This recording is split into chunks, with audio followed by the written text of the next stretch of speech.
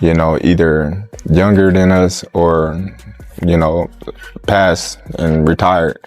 So why not? You know, I want to challenge myself. The best always looking to fight the best and challenge themselves, you know, and why not, you know, challenge. Terence Crawford can't beat him, right? This is a money grab for Terence Crawford.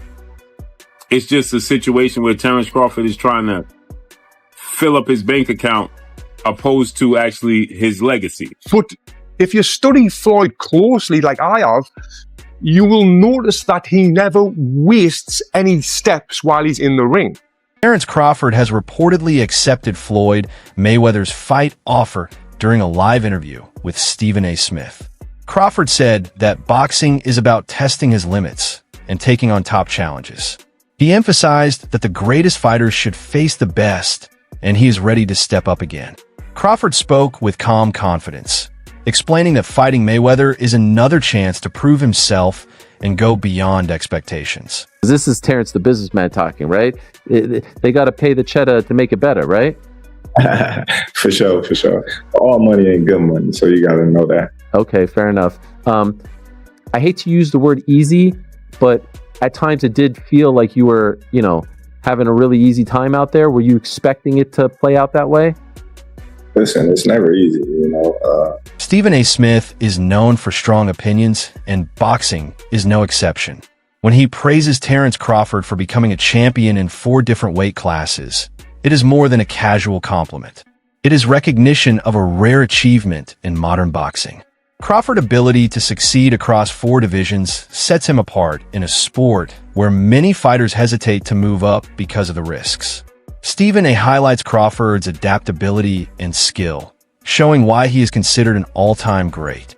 It reflects not only his physical versatility, but also his technical mastery, mental strength, and determination to keep challenging himself against tougher opponents. Crawford is the best fighter on the planet. Pound for pound, he's that dude. In this 4-belt era, he is now the undisputed world champion 3 times over. 140 pounds, 147, now 168 pounds, claiming all the belts. You don't see people doing that very often. Going up against a guy who was perceived as being bigger and stronger, Crawford was strong. Crawford was strong enough to fend him off, strong enough to make him respect his own power. He used his jab. He used his distance.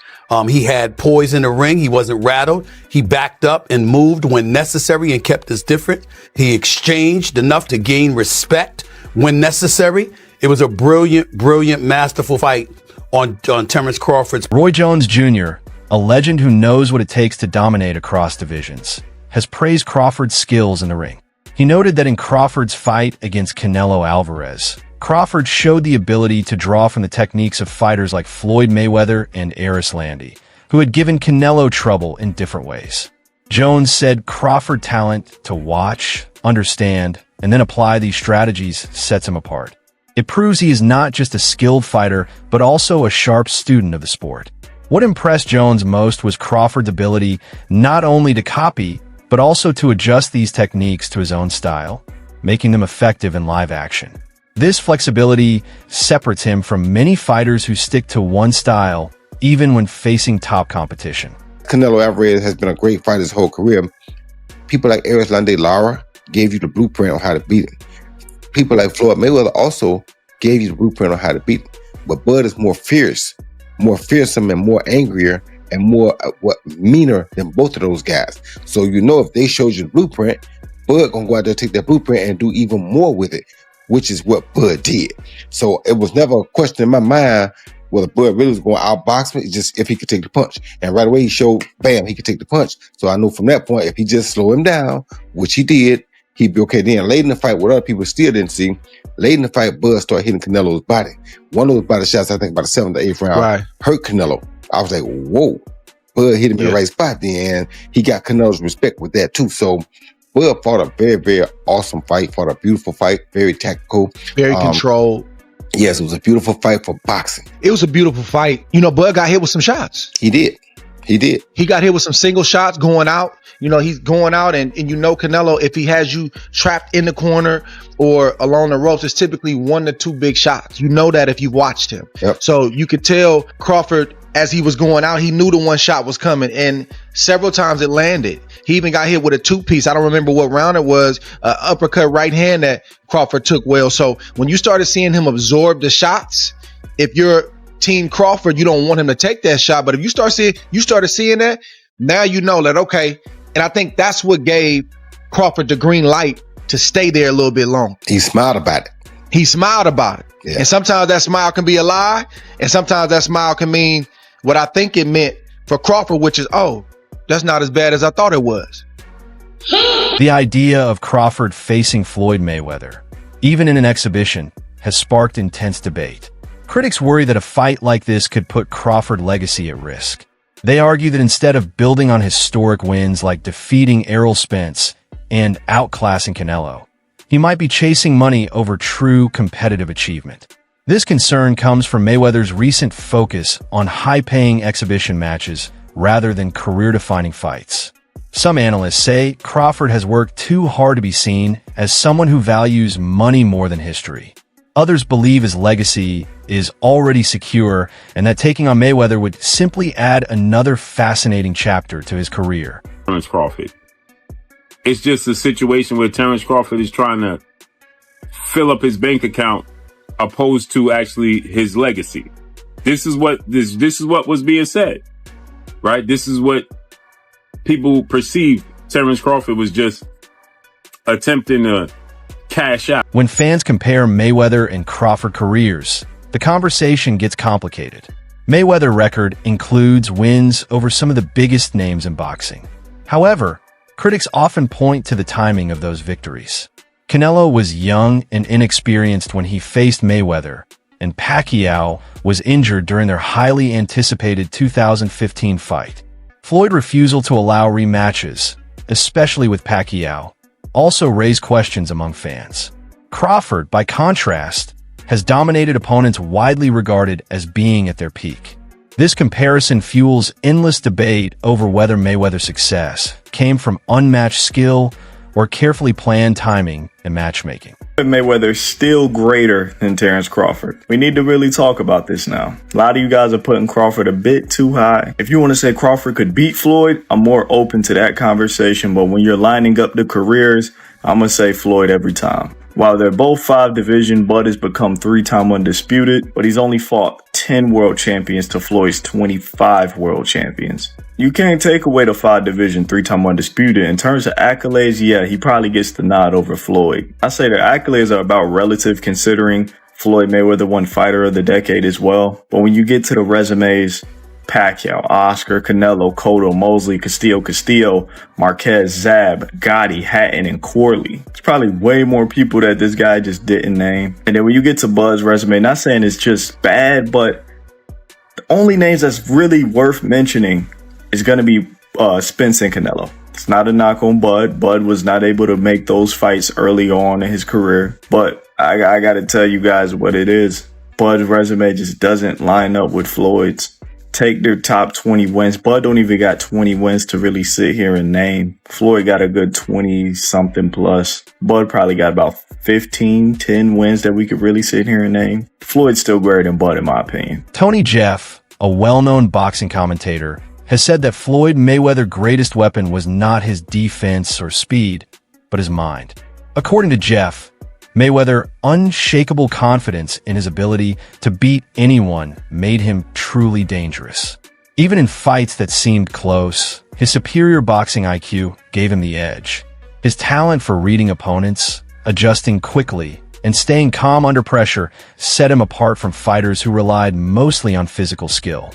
Jeff points out that Floyd's psychological edge, combined with his technical mastery, made him almost impossible to beat, which explains why he retired with a perfect record. Mindset, they're really confident, they really believe in themselves, but you need more than that mindset. You need to have the full package of everything that I'm talking about, what Floyd has got. Fighters should only want to get better. The more you win, the more you should work harder. If you think about losing, you're going to lose.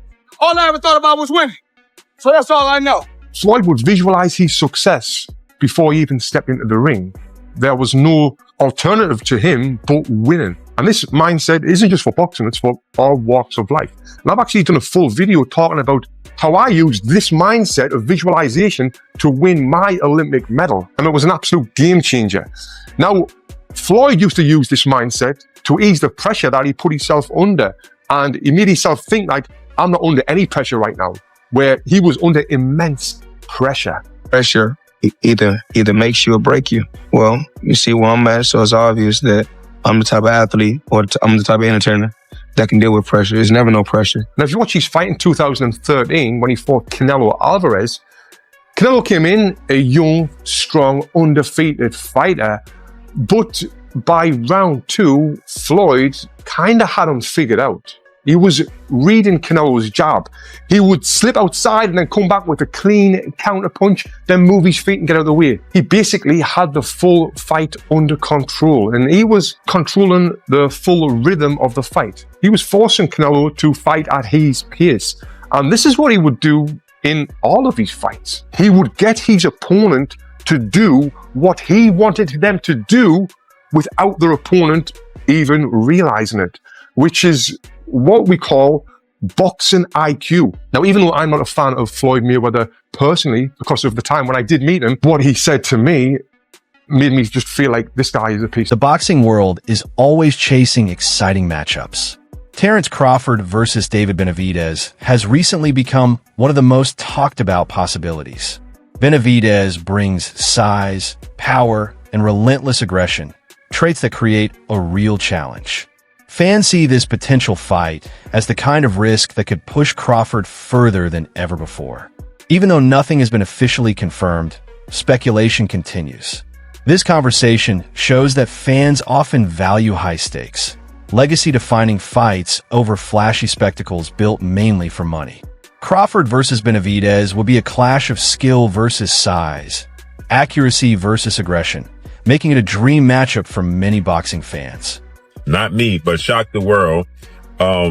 This past Saturday, Mexican Independence Day weekend, what he took on defeated another first ballot Hall of Famer, but he essentially jumped up 3 weight classes, technically 2, from 154 to 168, but only had 1 fight at 154 last August against Israel Majimov. Terence Crawford defeated Saul Canelo Alvarez, who is a 4-division champion, 2-time undisputed super middleweight, and the reigning, at the time, super middleweight world champion, undisputed world champion.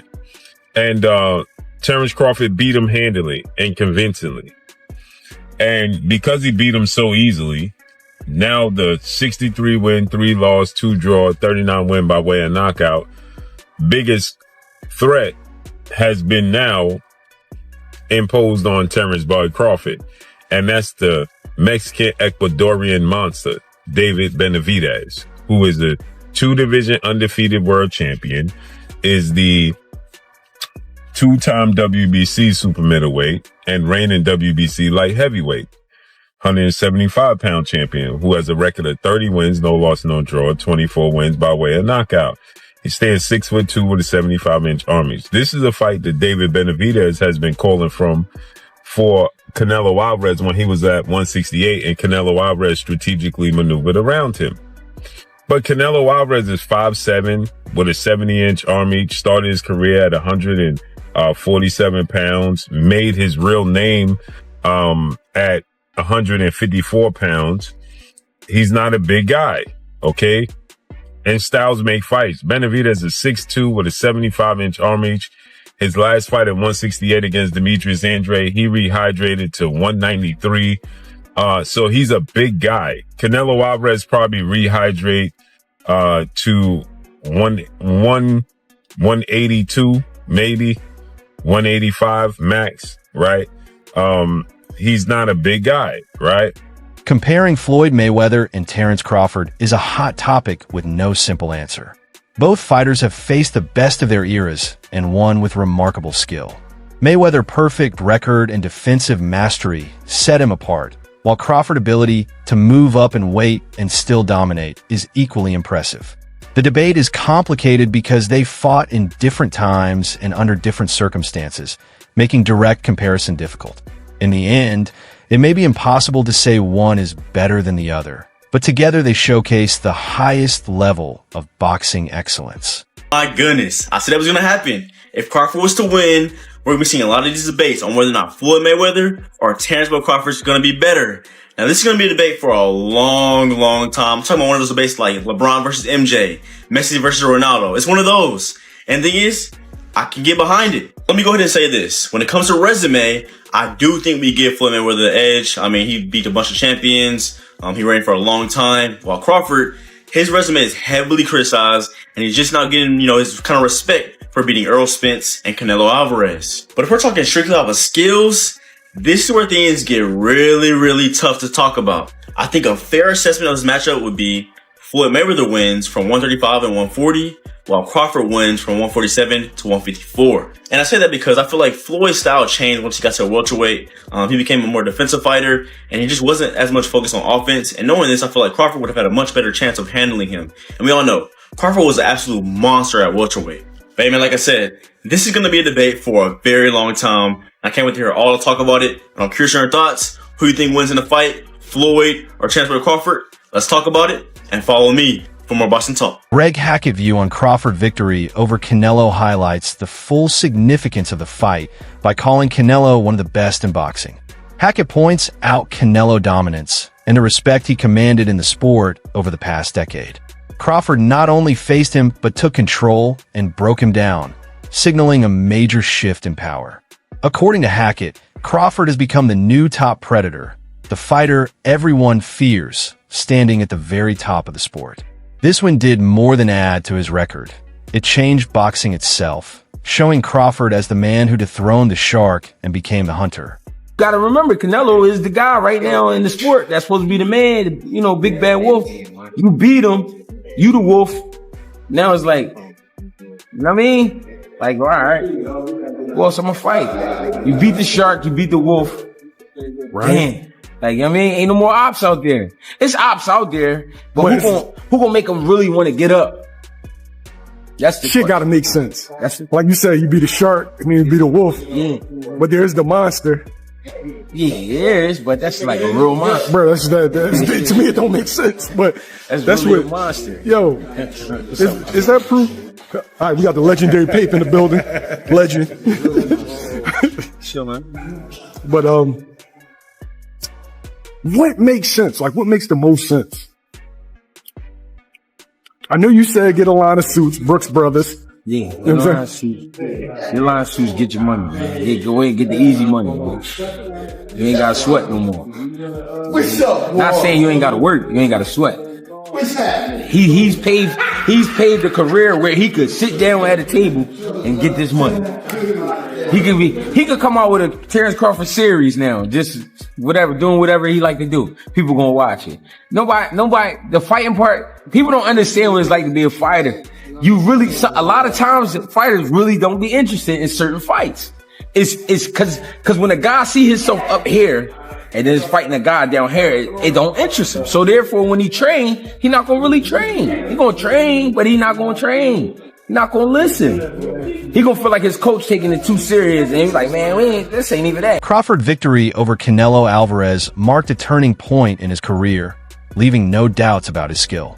His earlier win over Errol Spence had already quieted many critics who questioned his opponents.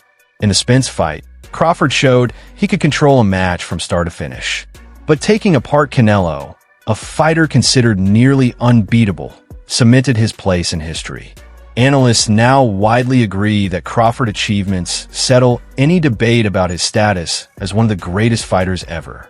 His ability to dominate champions across multiple divisions proves his supremacy beyond question. I think there was enough action, and I think Crawford displayed his skill enough, even to someone with not the most trained eye, that they know they saw a very high-level athlete perform something at a very high level last night. I think he gained the sports world's attention last night and respect. He already did after Spence, but it went to another level in this fight. And I think even the the fight itself, like just from a median level, but then the moments where they were having these exchanges, like kind of late in the fight, then people were like, all right, it was good. Then like, okay, I saw somebody like, they're squabbing, like there's a fight here. So I think it did. And Crawford closed the show. Yeah. In 10, 11, 12, he stood in there and landed some hard shots and rocked Canelo at the bell. He didn't.